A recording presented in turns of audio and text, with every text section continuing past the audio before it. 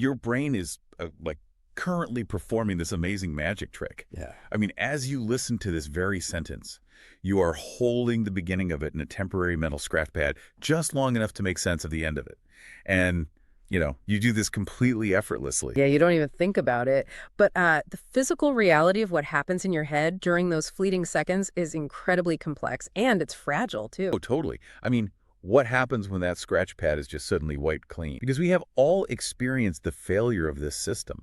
You walk from your kitchen to your bedroom to, like, grab a phone charger, and the exact second you cross the threshold of the door, your mind goes entirely blank. Right, you just stand there looking around utterly confused about why you are even in that room. Exactly. So that temporary holding zone for information, the stuff you need right this second, but probably won't need 10 minutes from now, that is called your working memory. And it is a remarkably dynamic system. I mean, that mental scratch pad is constantly being erased and rewritten every few seconds as you navigate your environment or process new sensory inputs and, shift your attention around. For the longest time, the actual mechanical reality of how the brain physically holds onto that temporary information, it was treated almost like a black box. But today, we are going on a mission to actually look under the hood of the brain and see the physical machinery of a short-term memory. Which is such an exciting topic. It really is. So our map for this journey today is this fascinating 2016 study, and it was published in the journal Neuron by a team of researchers led by Do-Hoon Kim. The paper is titled Distinct Roles of Parvalbumin and Somatostatin Expressing Interneurons in Working Memory. I know, the title sounds heavily technical, but the underlying mechanisms they uncover are just beautifully intuitive once you break them down. Yeah, to make sense of it, we just need to introduce our main characters. So we are focusing on two very specific types of brain cells. First, we have parvalbumin, which we will just call PV for short. And second, we have somatostatin, which we will call SOM. Right, PV and SO. Well, yeah. And both of these are what neuroscientists call inhibitory interneurons. Okay, let's unpack this. Because what exactly is an inhibitory interneuron, and why are these specific cells the main characters for our deep dive today? Well, whenever we visualize brain activity, like when you are thinking or moving or trying to remember that phone charger, we usually picture neurons firing off electrical signals to stimulate other neurons down the line, right? Yeah, like sparks jumping across a gap. Exactly. We call those excitatory neurons. They basically act as the gas pedal of the brain, driving thought and action forward. But I mean, if a brain only contained excitatory neurons, those electrical signals would just amplify and multiply endlessly. Because there's nothing telling them to stop. Right. You would have this runaway train of electricity, which physically manifests as a seizure. So to have organized, coherent thought, you absolutely need brakes. Inhibitory neurons serve as those brakes. They quiet down the excitatory neurons. Okay, so while popular science is always obsessing over the excitatory cells that fire to create the thoughts, the inhibitory neurons are really the unsung heroes here. They absolutely are. And by looking at this paper, we will see exactly why applying the brakes is just as critical to your working memory as pressing the gas. The brakes of the brain. I really, really like that framing. But to understand these tiny, microscopic cells, we have to address this massive logistical problem first. The brain is packed with billions of neurons firing all at once. It's like this massive, noisy electrical storm. So how on earth do Kim and his colleagues isolate just the PV and SM brakes in a living, thinking animal? It's a great question. To solve that, we first have to give the brain a controlled task to perform. In this experiment, they used mice, and the researchers placed them in a specialized enclosure shaped like a figure eight. A figure eight, okay. Yeah, the setup is designed for a behavioral test called a delayed non-match-to-place task. Let's walk through what the mouse actually experiences in that maze. Yeah. Because it sounds complicated. It's actually pretty straightforward. Imagine you are the mouse. You start at the bottom of the figure eight and run up the central path. When you reach the top fork, a little door forces you to turn to the left. Okay, so I'm forced left. Right. You explore that left side, which researchers call the sample phase. There is no reward hidden there yet. You are just being forced to experience the act of going left. Got it. So you run left, you register that you went left, and then what? Then you are routed back to the starting point. Okay. But as you run back up that central path for your second lap, a door blocks your way. You are trapped in the center of the figure eight for exactly 3 seconds. This is the delay period. Oh, okay, so that 3-second delay is the golden window. That is the exact moment working memory is required, because the mouse is sitting there essentially repeating this physical mantra in its head, like, I just went left. I went left. Next, have to go right. Exactly. That's the critical window, because after those 3 seconds, the door opens. The mouse reaches the fork again, but this time both the left and right paths are open. And it has to remember what it did a few seconds ago. Yes. To get a drop of water, the mouse must choose the path it did not take the first time. It has to choose the opposite side. So if it was forced left during the sample, it must choose right to get the reward. Okay, so the researchers have manufactured this perfect, isolated 3-second window where the mouse is actively holding a thought in its working memory. But this brings me back to my big pushback on the methodology here. Okay, let's hear it. You have a mouse holding a thought in a 3-second window. In the medial prefrontal cortex, the part of the brain handling this complex decision, there are millions of neurons firing. Excitatory neurons, inhibitory neurons, sensory neurons, they're all just screaming over each other. Cut a little wall of static, yeah. Right. So how do the researchers actually know they're listening to a PV neuron versus a SOM neuron? I mean, they all just look like electrical sparks on a monitor, don't they? They do. And honestly, 10 or 15 years ago, differentiating them in a live animal would have been nearly impossible. But this team used one of the most transformative techniques in modern neuroscience, which is optogenetics. Okay, optogenetics. I have heard the term thrown around in biotech circles, but I never fully understood how it actually works. Like, how does flashing a light help you isolate a specific cell in a sea of millions? It's so cool. It starts with some incredible genetic engineering. The researchers take a harmless virus and they modify it to carry a very specific genetic instruction. Virus? Wait, really? No. This instruction tells the infected cell to build a light-sensitive protein called channel rhodopsin 2, or CHR2 for short. CHR2. Right. But the genius part is that they design the virus so it only activates that instruction inside a specific type of cell. So they engineered one group of mice where the virus only built this light-sensitive protein inside the PV neurons, and then they had another group where it only built the protein inside the SOM neurons. Oh, wow. So they essentially slipped a genetic tracking tag exclusively into the specific breaks they wanted to study. Precisely. And the next step is the hardware. They implant a microscopic optical fiber, basically a tiny glass light tube, right into the medial prefrontal cortex of the mouse. Just right in there with the recording equipment. Yep, they place this light tube right alongside the standard recording electrodes that are listening to the general electrical chatter of the brain. So during the experiment, the electrodes are picking up the noise of dozens of random, unidentified neurons firing. Yes, just a mess of static. But at the end of a recording session, the researchers shoot a tiny, rapid pulse of blue laser light down that optical fiber directly into the brain tissue. Oh, I see where this is going. Because only the PV neurons, or the SOM neurons, depending on the mouse, were genetically engineered to have those light-sensitive proteins on their surface. Only those specific neurons will fire an electrical spike in direct response to the blue light. That is unbelievably elegant. I mean, they look at the messy electrical recording. They see which specific cell reliably sparked exactly when the blue laser flashed, and they can confidently say, cell number 4 is our PV neuron. We know exactly who we are listening to. Exactly. It cuts straight through the noise of the brain. They can perfectly identify the players on the field. So optogenetics basically gives you a perfectly tuned microscope to watch these specific cells. Okay, so when you look through it, during that agonizing 3-second delay, when the mouse is desperately holding onto the memory of which way to turn, what does a memory actually look like in real time? Let's start with the parvalbumin, the PV neurons. Right. So during that 3-second delay, the PD neurons were firing constantly. Researchers call this a tonic discharge. It is just a steady, rapid drumbeat of inhibition, and it's keeping the surrounding excitatory neurons in check. Just a steady pulse. But the crucial detail the team noticed was that PV neurons had what they call low target selectivity. Meaning they did not care which specific way the mouse was planning to go. That's right. Whether the mouse was holding the memory to go left or holding the memory to go right, the PV neurons fired at basically the exact same high rate. They were completely blind to the actual content of the memory. Okay, so what about the somatostatin, the SOM neurons? Do they behave the same way? The SOM neurons behave completely differently. First of all, they were not firing constantly. Many of them fired in brief, highly specific bursts, which we call phasic discharges. Okay, brief bursts. But more importantly, they had high target selectivity, meaning a specific SOM neuron might fire wildly if the mouse was remembering that it needed to go left. But that same exact neuron would stay almost completely silent if the mouse was remembering to go right. Wow. So their activity was directly tied to the actual information being held in the brain.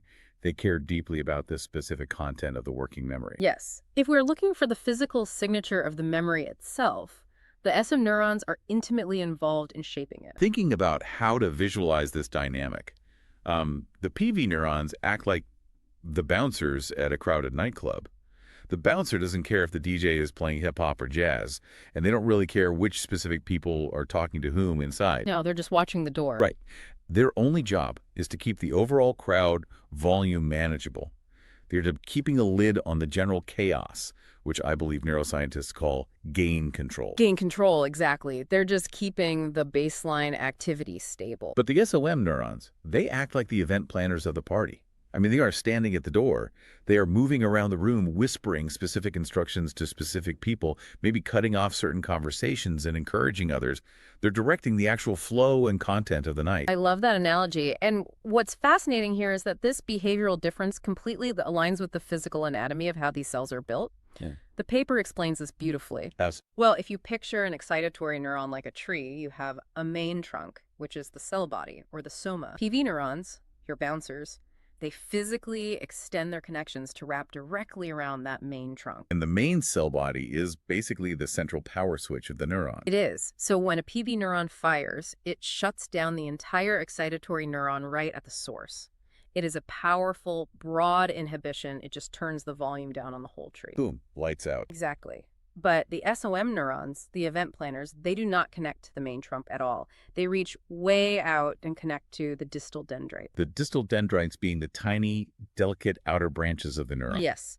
Those outer branches are where an excitatory neuron receives thousands of individual incoming signals from other parts of the brain. Because SOM neurons connect way out there on the delicate branches, they do not shut down the whole cell. So what are they doing out there? Instead, they meticulously tune and filter specific incoming signals. They sculpt the electrical traffic, basically allowing the correct specific signals to pass through to the trunk while snipping away the interfering noise. That makes the division of labor so clear. The bouncer stands at the front door and controls the total numbers, while the event planner curates the specific experience at the table. Exactly. The SO neurons are literally sculpting the specific thought, like go left, by snipping away the distractions on the outer branches of the network. That is exactly what the data suggests. They are refining the signal. Okay, so if the SO neurons are the ones controlling the actual content of the memory, what happens in the brain when the mouse makes a mistake? The error trials. Yeah, because we all make mistakes. Sometimes you walk into the room and you actually do forget why you are there. The mouse sometimes turns the wrong way and gets no water. Does the neural recording show us what a brain fart actually looks like? It does, and this is where the researchers brought in a brilliant analytical tool called Bayesian decoding. Essentially, they used a computer algorithm to try and predict the mouse's choice based entirely on the neural activity during the delay period. Wait, how can a computer algorithm know what a mouse is going to do before it does it? That sounds like a massive leap to make just from electrical sparks. It sounds like science fiction, but it is pure statistics. Yeah. So the researchers feed the algorithm all the neural recordings from hundreds of correct trials. The computer maps the exact firing rates. Oh, I see. It looks for patterns. Right. It learns that when neuron A and neuron B fire at a certain speed, the mouse always goes left. Once the computer learns the patterns, the researchers hide the behavioral results. They just showed the computer the raw electrical firing from a brand new trial during that 3-second delay and asked, based only on this electrical activity, is the mouse going to go left or right? Okay, here's where it gets really interesting. Oh, yeah. So in the correct trials, the computer could look at the activity of either the PV or the SOM neurons and accurately guess which way the mouse was going to go. But then they fed the computer the neural data from the error trials. The trials where the mouse messed up, forgot the rule, and chose the wrong path. So what happened when the computer looked at the error data? When the computer looked at the SO neurons during an error trial, it completely failed to predict the target. The SO neurons were firing randomly or incorrectly. They had lost their target selectivity. So the specific sculpted memory signal had just degraded into noise. Exactly. But astonishingly, when the computer looked at the PV neurons during those same error trials, the activity still predicted the target perfectly. Whoa, wait. Even when the mouse made the wrong choice, the PV neurons were still firing as if everything was perfectly fine. Yes. The PV neurons were completely unaffected by the memory error. They were still providing that steady, reliable drumbeat of general gain control. That makes so much sense if you bring it back to the universal experience we started with. Like if you walk into your bedroom and completely forget what you needed, your brain hasn't shut down. You haven't, collapsed on the floor. Right, you're perfectly awake. Your overall cognitive state is perfectly stable.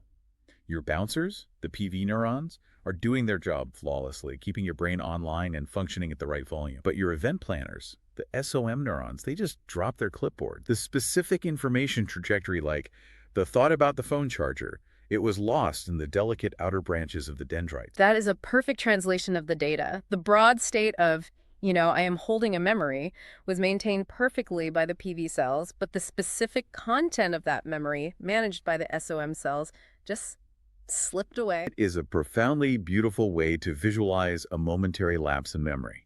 I mean, it's not a total system failure. It is a highly specific, localized loss of signal tuning. Which is exactly why you can stand in the bedroom fully conscious and alert, yet entirely blank on the specific detail you actually need. Okay, so the mouse holds the memory, makes the correct choice, turns left, and finally gets its well-deserved sip of water. The working memory task is officially over.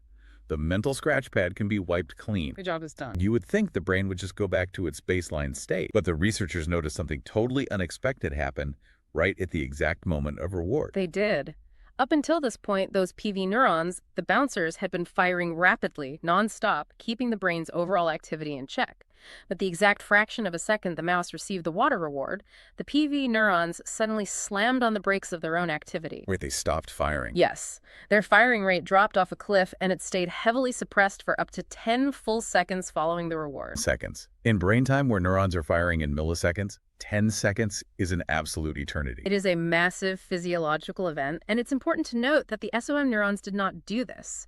This massive prolonged shutdown was a signature move specifically belonging to the PV neurons. So, what does this all mean? Like, why would the brain's ultimate bouncer suddenly take a 10-second coffee break, leaving the front door completely unguarded just because the mouse got a sip of water? If we connect this to the bigger picture, it tells us something profound about how we learn. In neuroscience, there is a core concept called synaptic plasticity. Plasticity, right? It is the physical process of excitatory neurons wiring together to form long-term memories and learn behaviors. The famous summary of this process is, neurons that fire together, wire together. Right, physically reinforcing the pathways so the behavior becomes easier next time. But here is the structural catch. It is actually quite difficult for excitatory neurons to physically wire together when the PV neurons are constantly inhibiting them. Oh, because the volume is too low. Exactly. It is hard to build a new connection when the bouncer is constantly keeping the volume down. Now, think about an animal surviving in nature. Obtaining a reward, finding a rare source of water, securing food is a vital, life-saving event. So when the animal does something that results in a reward, the brain needs to ensure that specific sequence of actions is permanently remembered for the future. Yes. And by completely suppressing the inhibitory PV neurons the moment the reward is delivered, the brain is temporarily removing the brakes from the whole system. I get it. It creates this highly receptive 10-second window of vulnerability or plasticity. Right. Without the heavy inhibition from the PV bouncers, the excitatory neurons that just successfully navigated the maze are suddenly free to fire powerfully and wire together. The suppression of the PV interneurons is the literal mechanical translation of the brain yelling, whatever you just did to get that water, lock it in. That is incredible. The bouncer intentionally steps away so the party can get totally out of hand just long enough to make a permanent memory and then steps back in to restore order. It perfectly highlights the duality of the PV neuron. During the difficult task, it holds the volume steady so the SOM neurons can do their delicate sculpting work. But upon success, it steps out of the way to allow the entire network to lock in the victory. Let's step back and look at the whole picture we have painted today. We started by looking at a tiny, frustrating moment, losing your train of thought mid-sentence, or forgetting why you walked into a room. A very human experience. Yeah. And by looking under the hood with Kim and his team, we have uncovered this intricate division of labor in our brains. You have the SOM neurons, the delegate sculptors and event planners, pruning the specific branches of our thoughts to maintain the exact content of our working memory. Yep.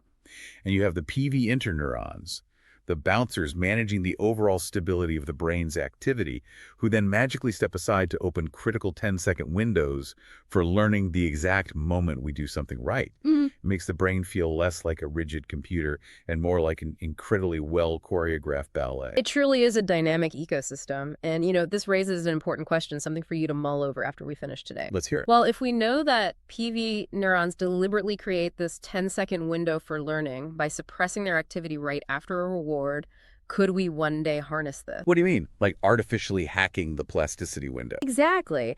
Imagine if we developed non-invasive technology to safely trigger that exact PV suppression window on demand. You are sitting at home trying to learn a complex new language. Or maybe you are an athlete trying to master a difficult physical skill. Like a golf swing or something. Sure, golf swing. What if the moment you get the pronunciation perfect or the moment you swing the golf club flawlessly, you could just push a button that temporarily suppresses your PV neurons? Oh, wow. You would be artificially forcing your brain to instantly lock in that new information. Yes, bypassing the need for thousands of frustrating repetitions. We are moving toward a future where understanding these tiny inhibitory cells might be the absolute key to unlocking on-demand superlearning. That is both exhilarating and, honestly, a little mind-bending. A programmable fast track for human mastery just by knowing when to tell the bouncer to take a coffee break. Well, the next time you walk into a room and forget what you were looking for, don't be too hard on yourself. Just remember, your bouncers are doing fine, your event planners just had a little slip-up on the outer branches, and your brain is still a marvel of biological engineering. Thank you for joining us on this deep dive into the mind, and we wish you well until the next time we explore the science of how we work.